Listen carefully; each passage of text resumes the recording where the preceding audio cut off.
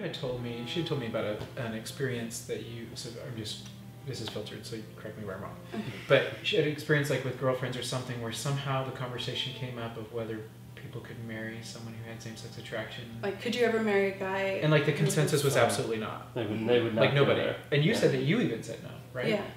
Like, would you ever marry a man that was gay? But that's like from the perspective of, like when we were talking about it, would you marry a man that was gay because he wanted to have children or because he wanted to be married or whatever? Right, and right. Like, Which you did. Who would do that? But yeah, like who would marry someone? So as we were discussing it, it was, from our perspective, it was someone who doesn't love you in the way that a man loves a woman. right. But, you know, you have all the other trappings of marriage. Right. Of course, like what woman in a theoretical sense is ever going to say, yeah, that's what I want. Like, I'm hoping my husband doesn't love me. That would be great. Right. And so, of course, we're all like, no way, we would never. And that's the kind of stereotype I think most people think of. Exactly. I mean, Either when they hear about people whose marriages didn't work, mm-hmm. that's the way that it's Especially. represented. Yeah. Mm-hmm. Or when they're talking about things generically, Yeah. you know, it's this idea. Because I even had a friend who, I have a really close friend who knows someone who is fairly out and open now, who's out, Mm-hmm. who had divorced his wife, Okay. but who knew him when he was married. And the way that he talks about his marriage now is very different than the way he talks about his marriage when he was married. Mm-hmm. And he's like, I know that there were times that he was very happily married, Mm-hmm. but he doesn't ever talk about those times now, right? Yeah, It's right. kind of like you revise the story Right. from whatever perspective you're at. Mm-hmm. And I think that's human nature, but Sure, we filter out. certain yeah. elements, yeah. And so, you know, I have a bad day and nothing in my life has ever gone right, and I'm having a good day and nothing's ever gone wrong, right? You know, Right. it's just Mhm. kind of how things work. But with her and things that she said, you know, she's like, it's different as we were having that conversation. She's like, it's when we're talking about like I'm marrying a person, Mm-hmm. like I'm marrying Ty, I'm not marrying someone who has same-sex attraction or a Mhm. gay man or a gay Mormon or this or that. 'Cause A faceless stereotype. Right. And I mean, there's just this element of when you find a person, when you meet someone that you love in a more multi-textured way, Mm-hmm. you just bring what you get what comes with the package. Mm-hmm. And I've always said that I think that, you know, everybody has a package of issues. Mm-hmm. Everybody. And as a therapist, I know that even more so now than I ever thought theoretically. Right. Everybody has a package of stuff. Oh yeah. And really, we just, as long as we have capacity to choose what package we're getting, like we have a say in it. Right. Like I knew, I mean, you don't know somebody fully when you marry them. There's always going to be things that you don't know, but I think we had so many talks. By the time we got married, I knew her well enough to know that I wanted to marry Danielle with everything that was coming with it, Mm-hmm. and her the same way. Well, I want to ask you what. Hold on, I have two questions. Okay. For you and for you, because I mean, you're making me think too. I've heard. I've never looked it up, but I've heard there was like a "Don't Do It, Danielle." DanielleDon'tDoIt.com. Is that yeah. okay? Yeah. You know, I haven't looked it up, but I've heard, and obviously the idea or the ethos behind it is people, you know, hopefully at least trying to do what they think is helpful. I don't know. I'm sure there were lots of belligerent people as well, but you know what I mean. Coming at you with don't do it. Why would you do it? And yeah, how would you answer that? Obviously, it's well, I've married a person, not the stereotype you're talking about. And I just have to say, like, when we looked at that site, Mm-hmm. and when I looked at that site, I mean, everybody knows that when you're Mormon, and especially when you're American and you're Mormon, it is a small world. And so I felt like it would not take much for these people to find me. It would not take much for someone to actually track me down and have a talk with me, to talk some sense into me. Like, you know, with BYU, you can look up on the alumni site anybody's email address, anybody's mailing address. Maybe after this, BYU will think about privatizing that a little bit. Yeah. But, like, you can find anybody. Mm-hmm. And, like, on Facebook, I think at the time, my security was such that anybody could look me up. Mm-hmm. And I just thought, these people don't really care about me. Like, this is their issue that they're projecting onto us. Mm-hmm. And, like, it was hurtful, you know, to hear and see stuff like that. Like, of course, like, you're human and things can hurt your feelings, but it didn't make me think, what am I doing? It just made me think, how rude. Like, this is the happiest time for us that we've experienced. And I also feel like protective of Ty, where I thought, so rude to say these things about like my fiance. Like, how rude of you. Like, you don't even know him. Exactly. But like, as far as people who are thinking about going into a marriage with someone who has experienced same-sex attraction and who still does, it just depends on the individual. But I have talked to some women who are in similar situations as I was a year and a half ago. And my thought is, if he really loves you, and if he's, dealt with a lot of his issues around this, and he, has a strong faith in God, then there are so many pluses about it. There are so many really positive things, and that's how I felt in my marriage, that I get so many of the positive stereotypes without having to deal with what people have as negative stereotypes of it. And so really, like, Ty's personality and who he is fits in so great with my family of origin, that not only because of his character and who he was that attractive, but he is just a really great fit with me because of like some of these other characteristics. So that may or may not have anything to do with they may not. same-sex attraction, but there are statistically some correlations. Yeah. So I still have the one question for you, but I want to follow. Like, how do you answer, beyond what you already have said very well, this idea, like there's women that do speak up and say, sort of in a protective sort of way, saying, enough, we've got a lot of focus on the men in these marriages. I won't call it mixed orientation. So great, and that's being addressed, but like, we need to talk about these women that in some ways they insinuate a little bit like they're duped into it, or they're drawn into these relationships because the guy is a better listener, he's a better this and that, all these characteristics, right, but naively, and sort of they are self-victimized, or and they're saying, we need to speak up on behalf of these daughters of Zion, and saying, I would never let my daughter marry a guy that even had anything remotely, call it whatever we want, gay, same-sex attracted, anything. How would you respond, I guess, or how do you think about that stuff? I saw websites that same evening that I came home and like read things on the internet all night long. I saw websites of people who cautioned against it and things like that, but I felt very distinctly, this is not my story. And this is these people's experience, and this is not my experience. And so again, I think it's just a very individual question, relationship by relationship, case by case. I think that, and I feel this way about men and women, whatever it is that they're dealing with, if they have something that could be a potential issue in a marriage, that you should disclose that kind of stuff before you're married.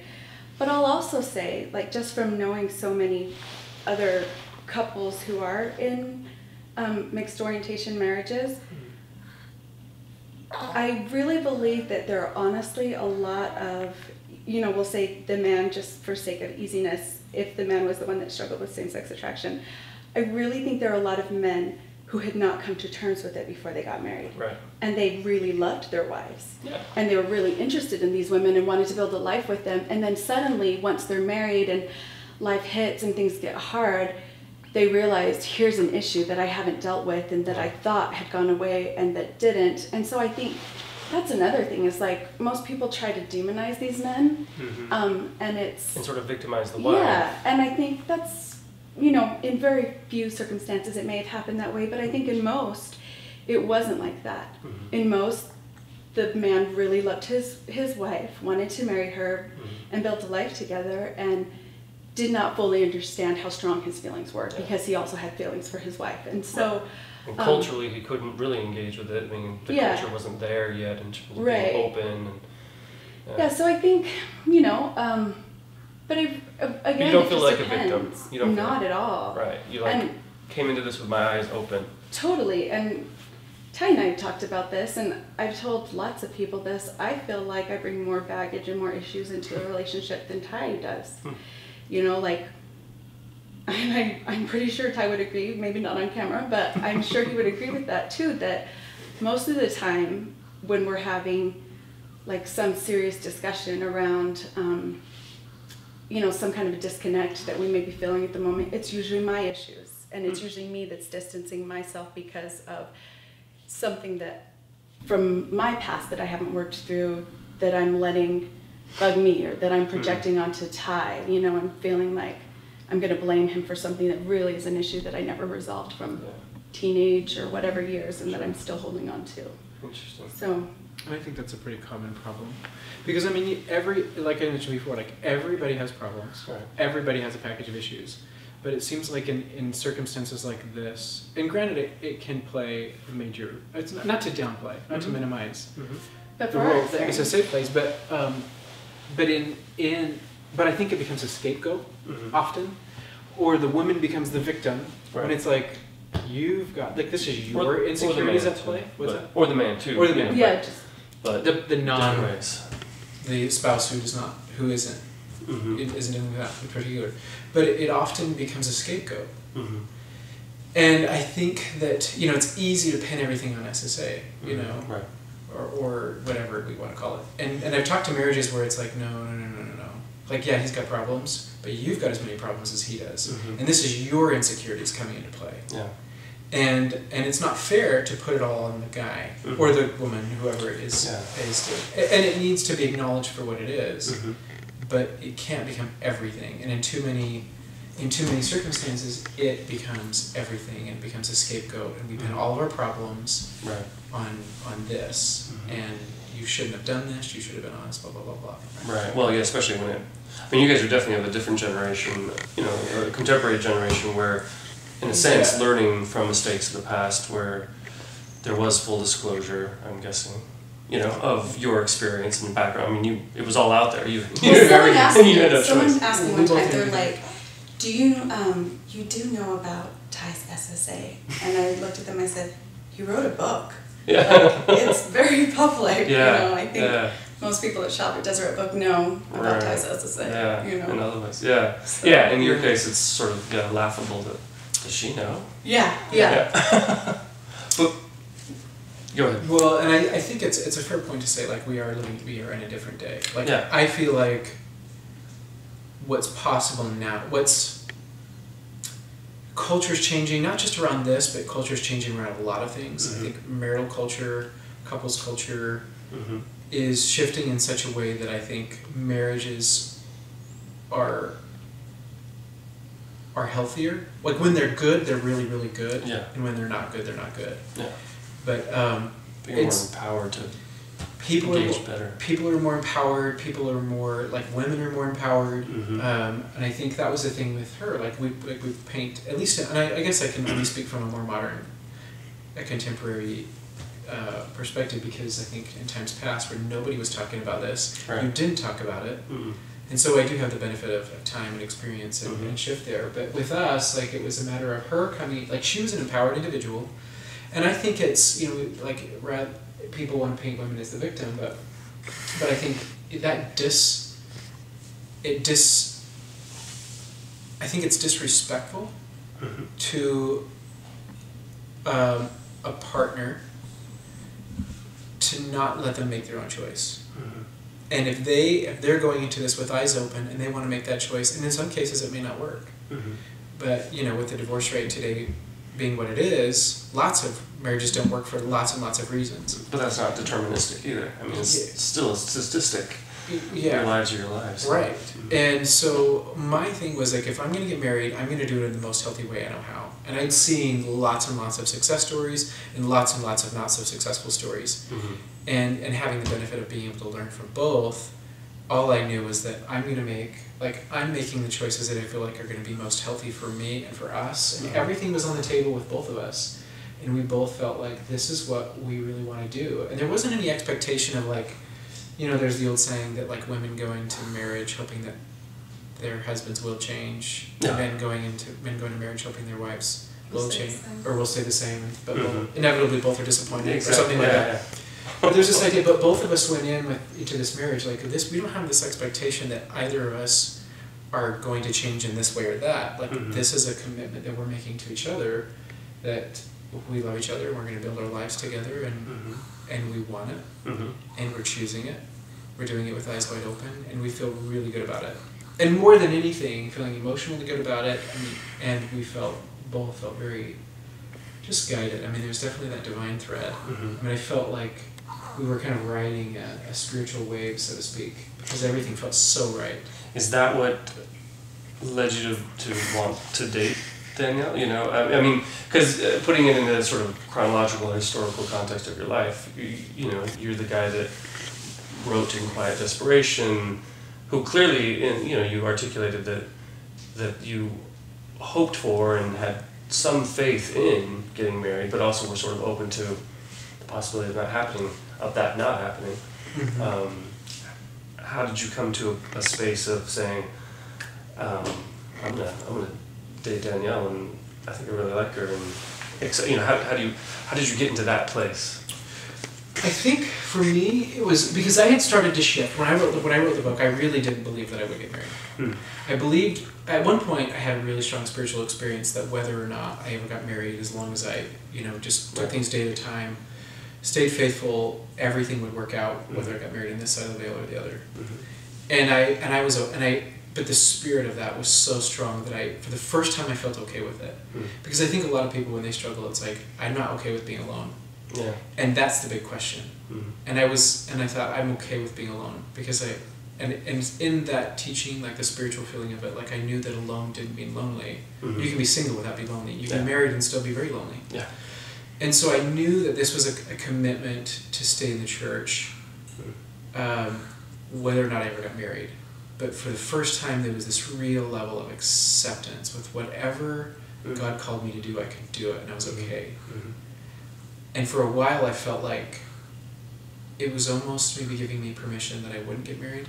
At least taking the pressure off of it. It certainly released a lot of pressure. Yeah. And I was okay. And I think maybe the most important piece of that was that, there's still a lot of cultural pressure. Right. But because I had this divine affirmation, divine approval Of being, that if I didn't get married, I was stayed and was as faithful and lived as faithfully as I possibly could, I was approved of God. Cool. I was approved of God. And my offering was accepted. And that all of the blessings that are associated with the fullness of the gospel would happen. It was a matter of when, not if. Right.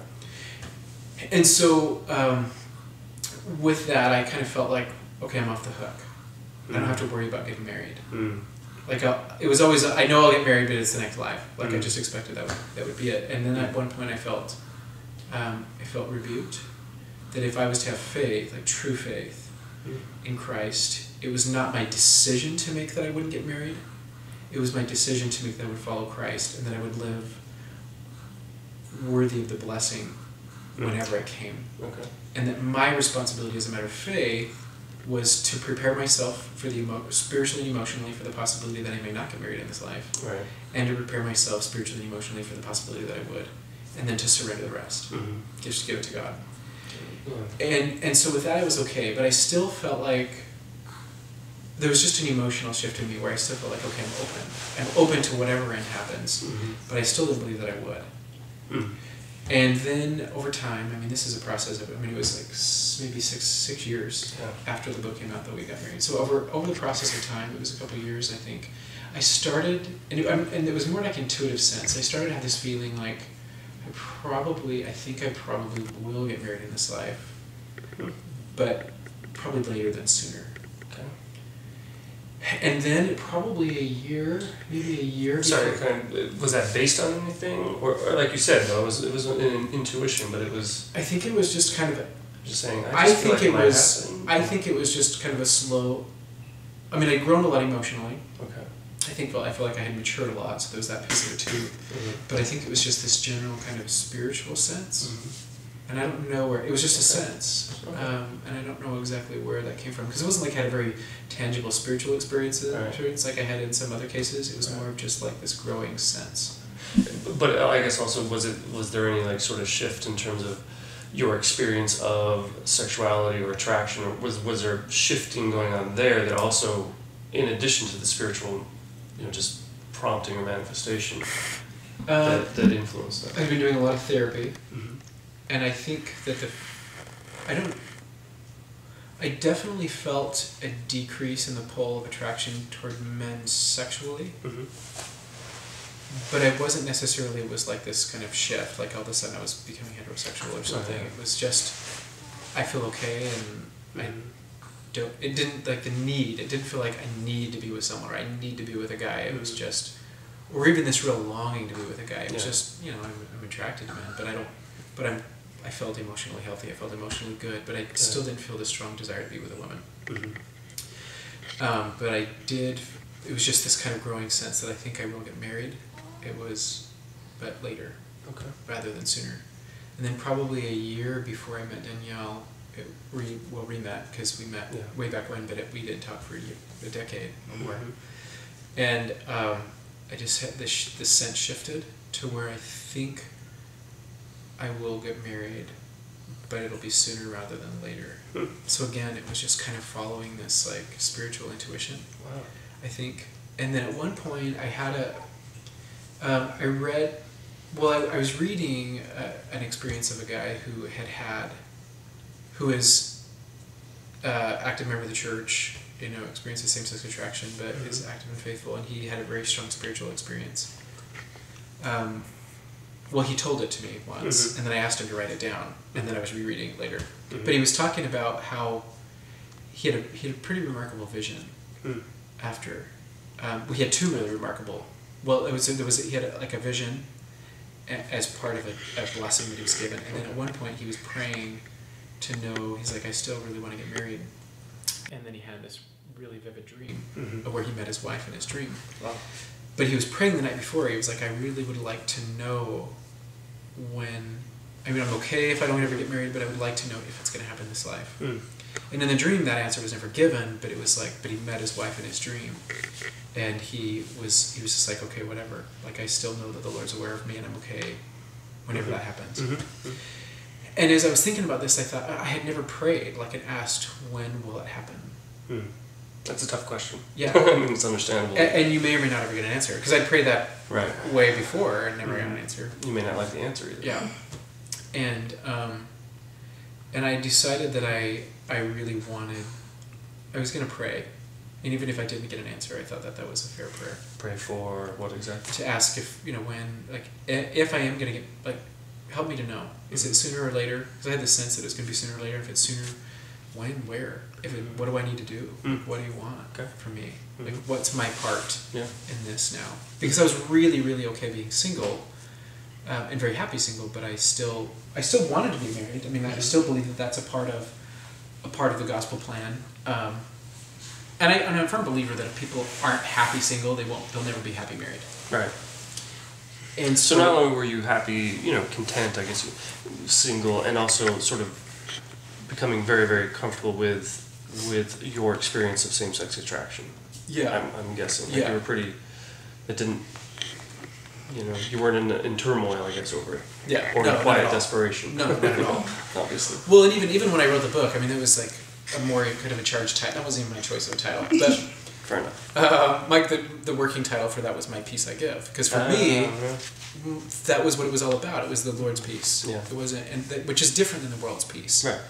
And so, and I wanted the Lord's peace, and it was the Lord's peace that He gave me. And but Quiet Desperation is sexier, and that was a marketing decision. So, and so I don't know how I feel about that. I was okay with that. Yeah. So, but when